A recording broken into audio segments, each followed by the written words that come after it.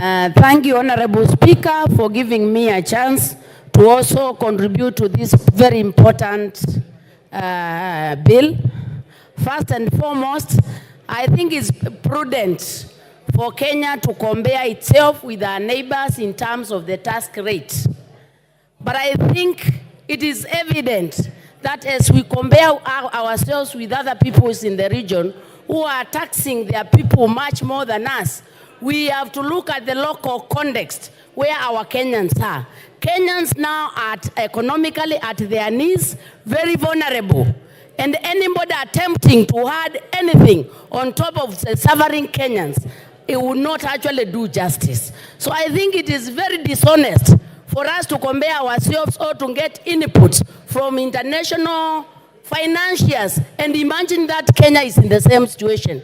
It's important to realize that since COVID-19, the economy of Kenya has not picked up. And having to tax Kenyans higher than that is making them not only vulnerable, but actually not being in a position to survive. Secondly, this debt we have been talking about, everybody says we are taxing them because we have to pay our debt. And I say, right, we have to pay our debt.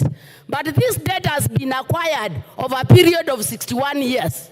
You cannot acquire debt in 61 years and you want to do away with the debt in 2 years.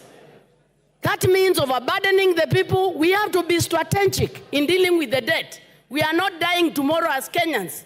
We need to pay the debt in a manner that enables our people to continue to grow. So when I hear this passion of wanting to tax Kenyans so that we pay a debt, we need to recognize that this debt is very old. And we need to be strategic and then deal with the debt for the next 5-7 years. And that way will allow our Kenyans to survive. Thirdly, Honorable Speaker, it is very shocking, even since Finance Bill 2023, we are borrowing money to do reproductive activities. We say we are poor, we need money. But the little money we get, we go and put in housing. We go and put in health care. While I accept these valuable things, but you cannot have the few coins you have, instead of putting them in something productive, you put the small coins in a dead hole. When you build a house, when will it generate income so that we collect taxes? I think we need to sit down and have a finance bill that is strategic, enabling, and can take Kenya forward. We cannot have a finance bill where the little money we have, we are actually putting them in a hole. When we go and build everybody a house, it is a good thing, but is it right for us now? The small money we have, we must put it in a reproductive activity. And I do not see anything like that in this finance bill. Honorable Speaker, I think when we did Finance Bill 2023, Kenyans had very many problems. The Finance Bill 23, we have not even seen the fruits. Yes. People are still in burden. Oh, yes. They are still overburdened. We've never seen the fruits. I think it is prudent. I think it is prudent to wait for the interventions we did, to wait and see where the kind of fruits we are getting, so that the finance bills are progressive, building from each other. We should not just be very passionate of collecting taxes without enabling the Kenyans to grow. Let's look like some of the investment.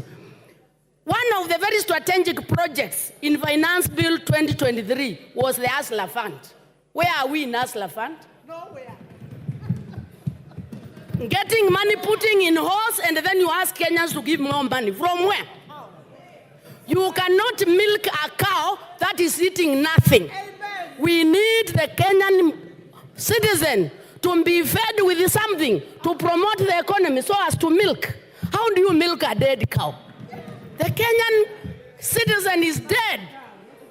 We need interventions that enable the Kenyan person to thrive. So I think it doesn't make any sense to think of taxing the Kenyan when they are actually a dead cow. Order, Kiamba, there's a point Honorable of order. Speaker. Order, there's a point of order. Yes, Wanjiku Muya.